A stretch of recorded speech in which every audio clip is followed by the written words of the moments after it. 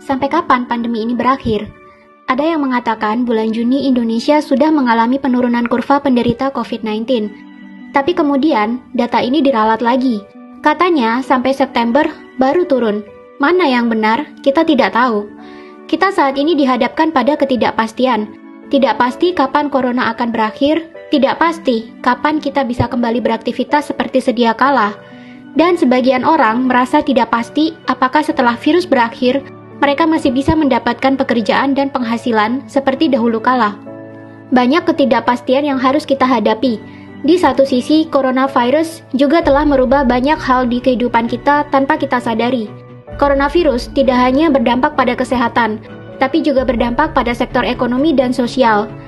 Jika kita tak mampu beradaptasi dengan perubahan ini, maka kita akan termasuk ke dalam golongan orang yang merugi dan tertinggal. Kebiasaan-kebiasaan baru ini akan dikenal dengan istilah new normal. Jika kamu ingin tetap bisa bertahan dan selamat dari pandemi ini, sebaiknya persiapkan dirimu untuk beradaptasi dan menjalankan new normal ini. Apa saja yang termasuk dalam prediksi new normal? Yang pertama, kesehatan dan kebersihan akan menjadi komoditas nomor 1. Ketakutan orang-orang akan terserang virus membuat semua orang kini semakin ketat menjaga kesehatan dan kebersihan. Jika kita keluar rumah sekarang, akan banyak kita temui wastafel dadakan di mana-mana. Hand sanitizer menjadi barang yang paling dicari. Orang mengenakan masker kemana-mana. Vitamin dan jamu menjadi barang yang banyak dikonsumsi selain makanan pokok. Sebelum bepergian, orang akan dicek dulu suhu tubuhnya dan tidak akan diizinkan melanjutkan perjalanan jika terindikasi tidak sehat. Tidak menutup kemungkinan ke depan orang akan diwajibkan membawa dokumen kesehatan pribadi saat bepergian. Atau bisa jadi, sistem pelacakan kesehatan di bandara dan terminal transportasi umum lainnya akan menjadi lebih praktis dan lebih mudah. Bisa jadi dengan menanamkan suatu sistem di tubuh manusia untuk memudahkan perekaman medis seseorang. Yang kedua, orang akan makin banyak bekerja online.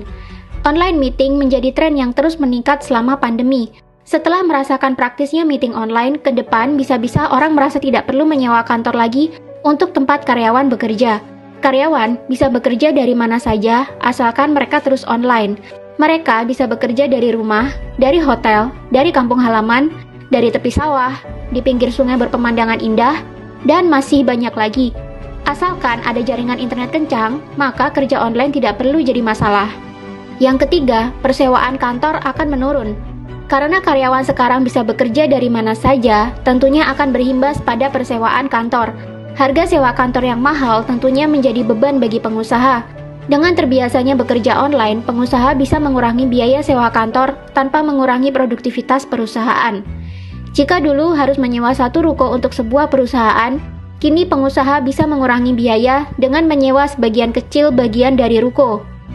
Kedepan diprediksi akan semakin menjamur bisnis-bisnis persewaan kantor gabungan, di mana dalam satu ruko atau gedung terdapat beberapa kantor kecil-kecil yang disewakan dengan harga murah.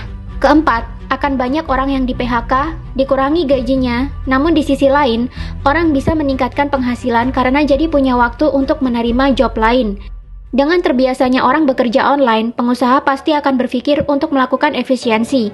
Progres kerja disetorkan secara online, dinilai secara online. Dari sini, pengusaha akan mendapatkan gambaran sektor mana saja di perusahaannya yang tidak efektif dan boros.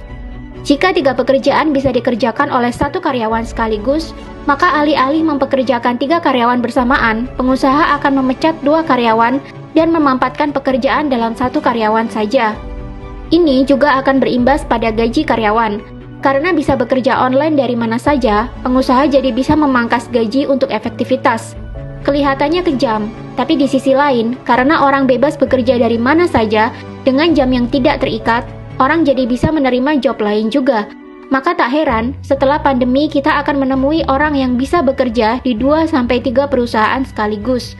Orang yang bisa memenangkan situasi seperti ini adalah tipe orang yang lincah, mampu beradaptasi dengan cepat terhadap teknologi, dan pintar mengambil peluang. Orang yang malas dan suka mengeluh akan tertinggal di belakang. Mereka mengumpat pengusaha karena telah memecatnya, tapi mereka juga tidak bisa memperbaiki kehidupannya karena tidak mau beradaptasi. Yang kelima, orang akan berburu properti yang murah namun memiliki pemandangan yang bagus.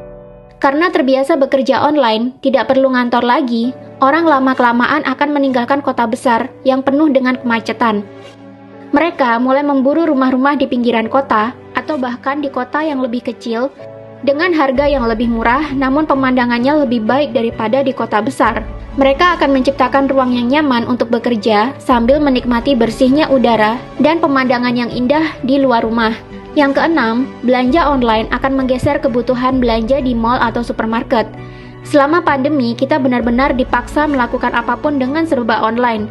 Bahkan beli sayur dan lauk di pasar pun kini sudah bisa dilakukan secara online. Jangan heran, nanti akan muncul semakin banyak toko online dan aplikasi yang menjual beragam kebutuhan manusia. Dan jangan heran jika nanti supermarket dan pasar menjadi tempat mangkalnya kurir dan ojek online. Karena merekalah yang bertugas mengantarkan belanja orang-orang ke rumah. Bisnis online akan sangat menjamur, bahkan pebisnis offline pun akan banyak yang berbondong-bondong memindahkan toko mereka ke dunia online. Pebisnis offline yang tidak mampu mengikuti perubahan ini akan mati secara perlahan-lahan.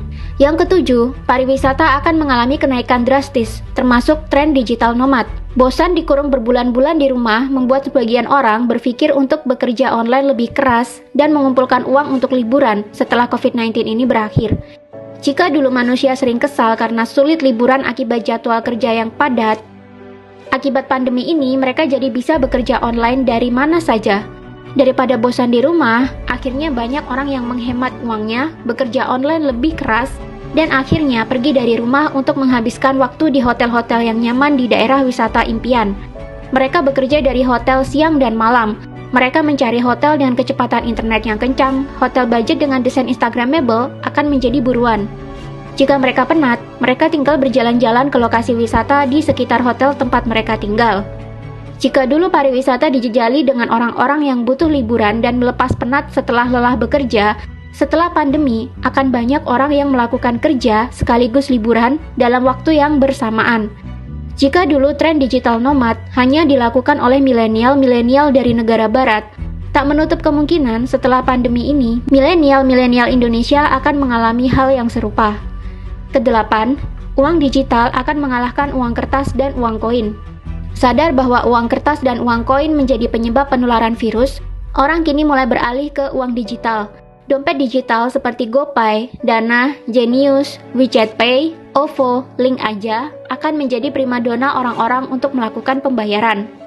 Bahkan ke depan akan ada pengurangan nasabah bank-bank konvensional. Jika dulu satu orang bisa menyimpan uangnya dalam beberapa rekening bank, misalnya rekening BCA untuk keperluan sehari-hari, BRI untuk tabungan, Mandiri untuk dana darurat. Ke depan, bank-bank ini akan ditinggalkan oleh orang-orang. Orang cukup memiliki satu bank saja sebagai tempat cadangan uang, dan mereka mulai membagi pos-pos pengeluaran mereka ke dompet-dompet digital yang tersedia. Dompet digital ini murah, tanpa biaya bulanan seperti bank konvensional, dan memiliki biaya administrasi transaksi yang lebih murah dibandingkan dengan menggunakan bank konvensional.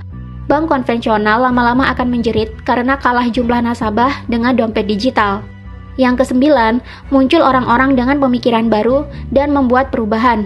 Pandemi COVID-19 memaksa banyak orang di dunia untuk berdiam diri di rumah, tanpa melakukan aktivitas di luar, tanpa bepergian. Untuk mengusir rasa bosan, tentunya intensitas membaca dan menonton akan meningkat. Maka tak heran setelah pandemi ini akan muncul orang-orang yang memiliki pikiran luar biasa dan bisa membuat perubahan bagi orang-orang di sekitarnya. Ini karena selama pandemi mereka jadi punya banyak waktu untuk membaca dan mencari informasi, sehingga muncullah orang-orang yang memiliki pemikiran kritis yang sebelumnya tidak pernah kita temui. Intinya adalah pandemi COVID-19 ini menjadi seleksi alam bagi kita semua. Jika kita tak mampu beradaptasi dengan cepat, maka tinggal menunggu waktu saja kita akan menjadi manusia yang tertinggal dan mengalami kerugian. Tapi jika kita menjadi manusia yang tanggap terhadap perubahan dan pintar mengambil peluang, maka kita akan menjadi manusia yang bisa melewati pandemi ini dengan aman, bahkan mendapatkan keberuntungan.